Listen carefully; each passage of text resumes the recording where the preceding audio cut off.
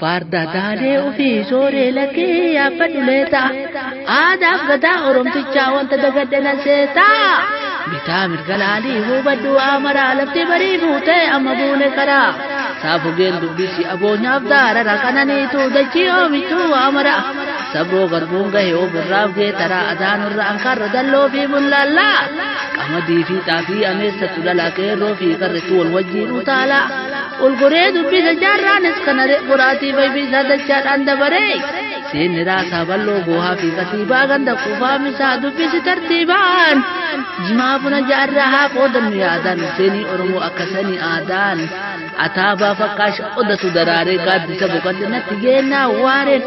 bareessa madiinaa yaa amoollicho haliilaa gadduunna adda ijoollicho kiminyiin aslaali raasaa lafa fardaa daamaan koo garmaamee way gammachuu adda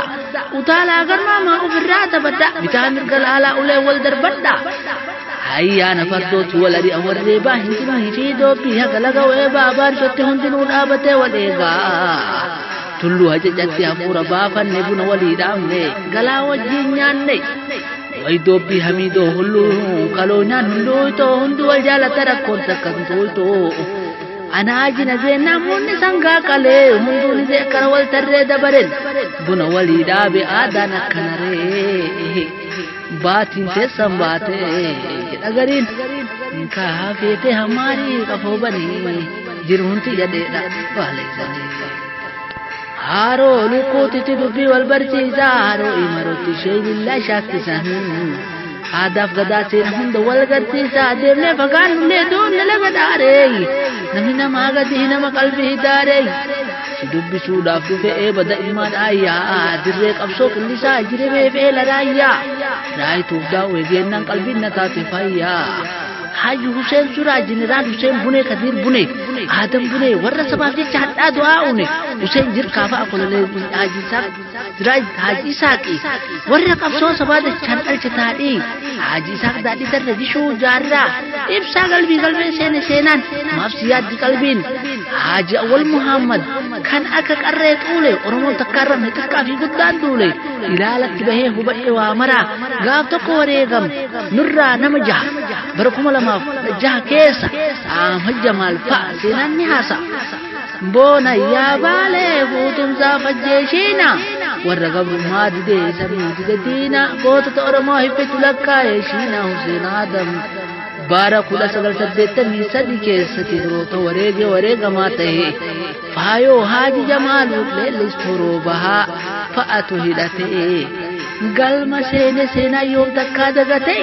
leencoo abbaa girmoo Hussein ayyaaloo gishiree sabaa wanti gabrummaa diduu Oromoon haqa qaba kanaaf dachaa dabaree lubbuu ofiitis dhaba Haji Muhammad Haji Hussein amma sabdaa garaa dhoo gootan jireenya jaraa bosona ta'ee saatoo kan akka sultaanuu kan akka awwal abdaa daama dirree seente fottu waa ajabdaa booroo bubbee deebinaa qabbannaa fi bisaa ginneetiin ol seenne maaltu nu teessisaa odaaroo bititti odaaroo baatitti hayyoota wal gaya diinsaaf dirree guddoo sawween naannaya shaan akka hakiima oliin ardaa galmaa daawwee fi zarariin gadi buune amma raasaa dirree qabsoo oomishaaf daldalawwan darbe yookaan san nama daaqa garaan qophii fi qurqurruu qillisaaf ila raayyaa jirimee fi dhaareen jettoo ilmaan ayyaa way kullaa habutoo gadiin gaara hayaa goda duulaa qilehee addeelleen nagayaa aduun qabbanoote laftillee saafaya harkisoof ilelluu jaawwii fi zororoo daamaa koo garmaamisiin qabu qororoon raayituu fi dooyyoo oomishtuu qullubbii absuudaa fi naarii dachaadhaan dabaree warra galchu galii feetu dhaqi ilaalii guma haasaa gaara goonii baanaa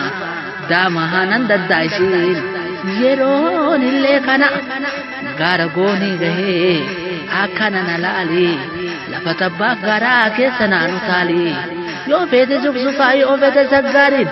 lafa fagoo yaadan bulufaan hammaarii ilaanni aabbiyyuu ol tahii atootaa gammachuu akkasii wal duraa fi boodan